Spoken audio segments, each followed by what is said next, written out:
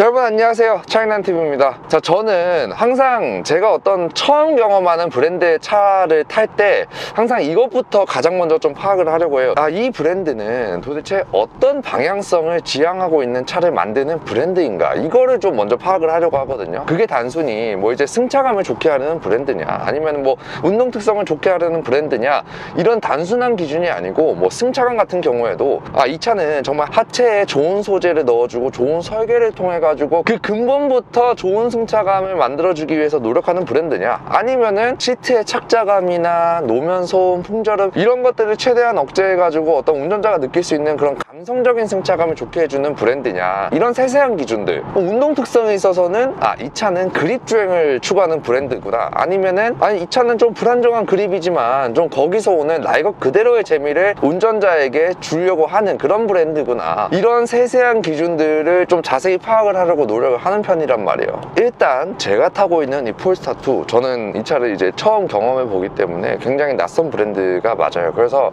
어제부터 이 차를 받아가지고 이 차의 좀 특성과 나아가서 이 브랜드의 특성을 좀 파악하려고 좀 많이 돌아다니면서 테스트를 해봤는데, 오늘 이 차를 리뷰해 보면서 그런 부분들에 좀 집중해서 말씀을 드리는 동시에 이 차의 완벽한 경쟁차라고 할 수 있는 폭스바겐 ID4 그리고 테슬라 모델 3와 비교해 가면서 이 차가 얼마만큼 구매할 가치가 있는지 좀 여러분들께 말씀을 드리도록 하겠습니다. 자, 일단 가장 먼저 이 차의 승차감에 대해서 말씀드리려고 제가 항상 이 승차감을 테스트하는 이 똑같은 코스로 왔어요. 근데 제가 이 차의 승차감에 대해서 내린 결론은 토요타 렉서스처럼 한없이 부드러운 승차감을 주기 위해서 댐퍼나 스프링을 풀어놓는 쪽은 아니다 라는 거예요. 왜 그러냐면 토요타 렉서스 차들은 특히 이 방지턱에서 바퀴가 방지턱을 치고 올라갈 때 댐퍼나 스프링이 굉장히 빠르게 수축을 해줘가지고 바퀴와 방지턱이 딱 처음 만날 때 느껴지는 그 충격 자체를 굉장히 완화를 많이 해주거든요. 근데 이 차는 지금 방지턱을 다시 한번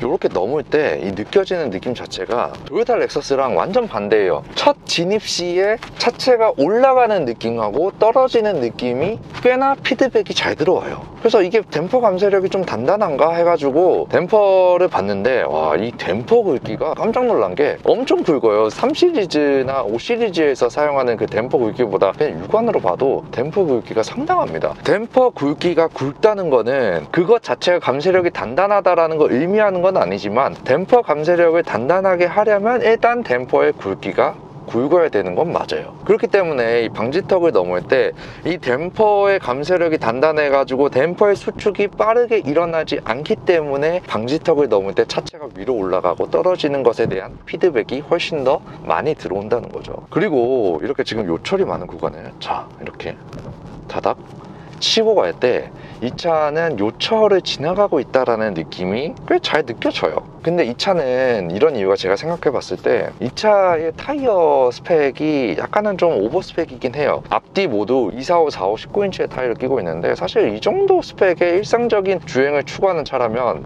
225 5018 또는 225 4518의 타이어를 껴도 전혀 문제가 없을 정도의 그런 차인데, 약간 타이어 폭도 좀 넓게 하고 특히 이 인치 수가 19인치로 약간은 좀 오버 스펙이다 보니까 요철들이 조금씩 이게 많이 느껴지고 피드백이 꽤나 크다라는 거예요. 자, 근데 저는 오히려 이 차의 승차감이 훌륭하다라고 말씀을 드리고 싶어요. 이게 갑자기 무슨 말이냐 하실 수도 있는데, 이 차는 제가 항상 어떤 승차감을 평가할 때 제가 중요하다고 말씀드리는, 차가 충격을 한번 받고 진동이 일어날 때 그 진동을 캐빈석까지 올라오기 전에 빠르게 상쇄시켜 줄 수 있는 능력이 이 차는 굉장히 뛰어나요. 자, 지금도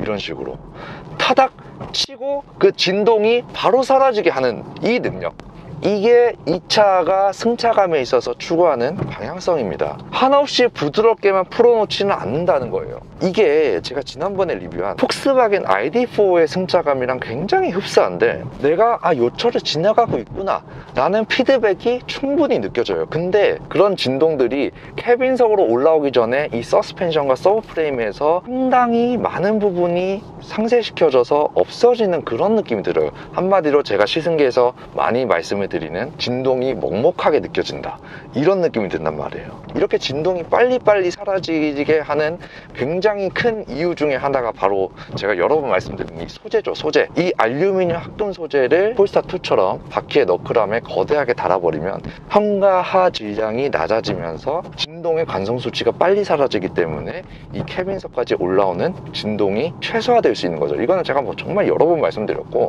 거기에 더해서 좀 특이했던 건 이 로우암과 너클함을 연결해주는 이 부분인데, 이 부분이 어떤 차들은 이 로우암과 너클을 하나의 피벗 포인트로 바로 연결을 때려버리는 차들도 있고, 이 차처럼 로우암을 바로 꽂아버리지 않고 너클함에서 나온 일부분에다가 또 3개의 볼트를 박아가지고 연결을 해버려요. 이렇게 해버리면 솔직히 이제 운동 성능에 있어서 이 프론트 로우암과 바퀴를 아주 강력히 연결을 해주지 못해가지고 어떤 프론트의 강성을 좀 약화시키는 단점은 있지만, 대신 승차감에 있어서는 어느 정도 유리한 면이 있거든요. 그렇기 때문에 승차감에 있어서 이 차는 완벽하게 좋다라고 말씀을 드릴 수는 없지만, 승차감을 준수하게 만들어 놓고 그 준수한 승차감을 일정하게 유지시켜 줄 수 있는 그런 방향성을 지닌 차라고 좀 말씀을 드리고 싶어요. 자, 그리고 어제 제가 이 차를 받아가지고 딱 처음에 앉았는데 이거 약간 좀 독특하다 라고 생각됐던 부분이 뭐냐면 바로 이 시트예요. 이 시트가 저는 처음에 직물 시트인 줄 알았어요.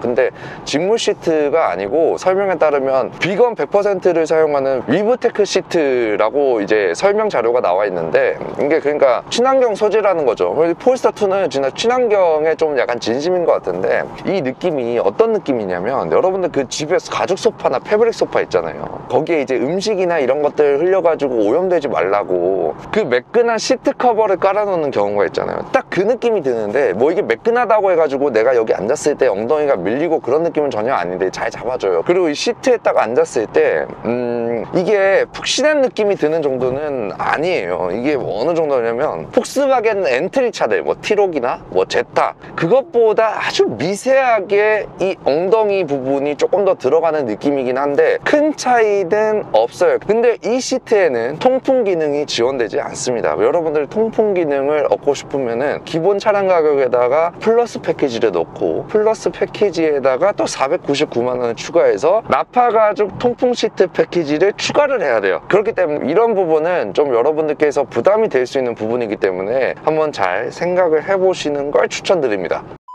자, 여기까지 보시고 폴스타2 구매 관심 있으신 분들은 아마 지금이 폴스타2 구매하기에 가장 적기일 것 같은데, 좀 설명을 드리자면 선착순 30대 한정으로 블루웨어 클래식 공기청정기와 스페셜 웰컴 기프트를 증정하는 프로모션을 진행 중이고, 특히 요즘 같은 고금리 시대에 2.99%라는 상당히 낮은 금리, 그 외에 유예 할부와 리스 상품도 높지 않은 평균적인 금리로 구매가 가능하다는 부분이 굉장히 큰 메리트고, 카드사 같은 경우에도 최대 4%의 캐시백을 가져갈 수 있는 굉장히 큰 프로모션을 진행하고 있습니다. 그래서 구매하시려면 아래 고정 댓글에 링크로 가셔서 응답을 해주시면 빠르게 전문 상담사가 컨설팅을 진행해 주신다고 하니까 참고해 주시면 좋을 것 같아요. 자, 그리고 다음으로 구독자 중 한 분이 이 차의 어떤 풍절음이나 노면 소음을 좀 체크해 달라는 말씀이 있으셨어요. 그래서 그 부분에 대해서 좀 말씀을 드리자면, 모든 차에 있어서 노면 소음이나 풍절음이 잘 억제가 되는 걸 중요하다고 생각을 합니다. 특히나 이 전기차는 더더욱이요. 왜냐하면 엔진이 없다 보니까 이런 노면에서 올라오는 소리나 풍절음이 더 잘 들릴 수 있잖아요. 근데 저는 어떤 차를 타면서 아무 생각 없이 운전을 하잖아요. 근데 그 아무 생각 없이 운전을 할 때 그 순간에 노면 소음이나 풍절음이 뒤로 들어가가지고 노면 소음이 좀 있네? 풍절음이 좀 많이 있네? 아무 생각 없이 운전을 하는데 노면 소음이 너무 시끄러워가지고 내 머릿속으로 인지가 될 정도라면은 그거는 노면 소음이나 풍절음이 진짜 큰 거거든요. 저는 이 차를 가지고 뭐 어제 돌아다녔지만 노면 소음 자체가 내 머릿속으로 인식이 되진 않았어요. 근데 지금 굳이 따지자 보면 지금 일반 도로 100km로 가고 있거든요. 제가 딱 인식을 하는 순간 이 노면 소음이 들리긴 해요. 왜냐면 이 차가 급에 비해 약간 좀 넓은 타이어에다가 크기도 큰 19인치 타이어를 끼고 있기 때문에 들으려고 하면은 들립니다. 근데 정말 내가 운전을 하면서 아 진짜 노면 소음 때문에 스트레스 받겠어, 이 정도의 영역대는 절대 아니란 말이에요. 자, 그리고 제가 이 차를 어제부터 타면서 가장 편했던 게 뭐냐면 이 차 내장형으로 기본으로 설치되어 있는 이 T맵 내비게이션이거든요. 뭐 이게 음성인식 비서 뭐 아리아를 지원해 준다고 해가지고 뭐 좋다는 게 아니고, 저는 보통 항상 이 리뷰를 할 때 무선으로 그 카플레이를 연결해 가지고 쓰거든요. 저는 애플 카플레이를 무선으로 연결했을 때 단점이 핸드폰 배터리가 너무 빨리 닳아요. 뭐 갤럭시는 잘 모르겠지만 아이폰 진짜 배터리가 약간 좀 빨리빨리 닳는 경향이 있거든요. 그래서 제가 항상 리뷰를 하면서 장거리로 운전을 하다 보니까 이 리뷰하는 장소에 가면은 배터리가 거의 다 닳아 있어가지고 좀 아껴 써야 되는 그런 단점이 있단 말이에요. 근데 이 차는 이제 내장형 T맵이 들어가 있다 보니까 이 핸드폰 배터리를 소모하지 않고 T맵이라는 우수한 내비게이션을 계속 활용할 수 있다는 게 운전자 입장으로선 굉장히 큰 장점이라고 저는 생각을 합니다. 자, 다음으로는 이 차의 운동 성능을 테스트하려고 지금 잠시 와인딩 로드로 왔는데, 이 차는 어떤 운동 특성을 보여줄지 굉장히 기대가 되는데, 그래서 한번 체크해 볼게요. 감속하고 차각 넣어주고,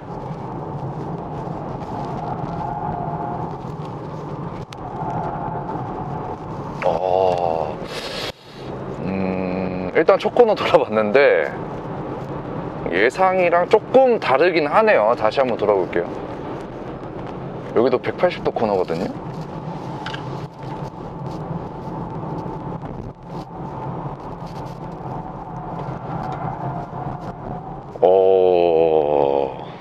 제가 왜 자꾸 놀라냐면은 제가 전혀 예상하지 못한 그런 움직임을 보여주는데, 결론적으로는 생각보다 괜찮아요. 생각보다 괜찮은데 원래 어떻게 생각했냐면은 이 차가 이제 전륜구동 모델이잖아요. 그래서 전 세계에 돌아다니는 전륜구동 모델의 90% 이상은 뒷바퀴에 대한 설계가 똑같아요. 그러니까 트레일링암을 포함한 4개의 링크로 뒷바퀴와 차체를 연결시켜주는 이 구조가 똑같단 말이에요. 이 차도 그래요. 그 구조의 단점은 이런 격한 주행을 할 때 뒷바퀴의 어떤 입체적인 움직임을 만들어주지 못할 뿐더러 뒷바퀴의 강성도 충분히 살려주지 못하는 그런 세팅이고, 거기에 더해서 이 차가 전기차 전용 플랫폼이 아니잖아요. 근데 거기다가 배터리를 넣어가지고 무게가 2톤이 넘어가는데 이 무거운 차를 뒷바퀴가 잘 버텨줄 수 있을까에 대한 의구심이 굉장히 많이 들었단 말이에요. 근데 여기 다운힐에서도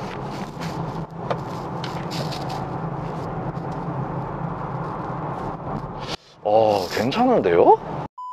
여러분, 제가 이 차가 이렇게 돌아 나가는 게 약간은 저도 신기해가지고 카메라 끄고 좀 돌아보면서 좀 다시 한번 좀 제대로 느껴봤거든요. 근데 좀 이유를 좀 알겠는데, 이렇게 돌 때 잘 버텨주면서 돌아나가는 거하고 깔끔하게 돌아나간다 라는 거하고는 좀 차원이 다른 문제거든요. 이 차는 그건 것 같아요. 승차감 말씀드릴 때 이 차의 댐퍼가 진짜 말도 안 되게 굵다고 제가 말씀드렸잖아요. 그에 따른 감쇄력도 굉장히 단단하고요. 그렇기 때문에 이 차는 이렇게 딱 버텨주는 이유가, 일단은 댐퍼의 감쇄력이 가장 큰 것 같아요. 댐퍼의 감쇄력이 강하다 보니까 뒤에서 느껴지는 롤이 크게 느껴지지 않아요. 이렇게 돌아도. 그리고 거기에 더해가지고 이 차의 타이어가 그렇게 고성능 타이어는 아니지만 열심히 버텨주는 그런 느낌이거든요. 그래서 이 차는 제가 봤을 때는 한계점 이상으로 넘어가면은 이 차는 무조건 뒤가 털릴 거예요, 진짜로. 근데 약간은 좀 그 버텨주는 한계점 자체가 일반적인 전륜구동차들 치고도 조금 높은 편에 속하는 것 같아요. 그래서 너무 이 차가 운동 성능이 떨어진다 뭐 이렇게까지 생각하실 필요는 전혀 없을 것 같고, 자, 그래서 이 차를 좀 총평을 하자면 부족한 부분들, 그리고 약간 좀 독특한 부분들이 보이긴 해요. 하지만 전체적으로 봤을 때 이 차의 기본기 자체는 짜임새 있게 잘 만들어졌다라고 좀 평가를 하고 싶어요. 자, 여기까지 폴스타2 리뷰를 마치도록 하겠고, 시청해주셔서 감사합니다.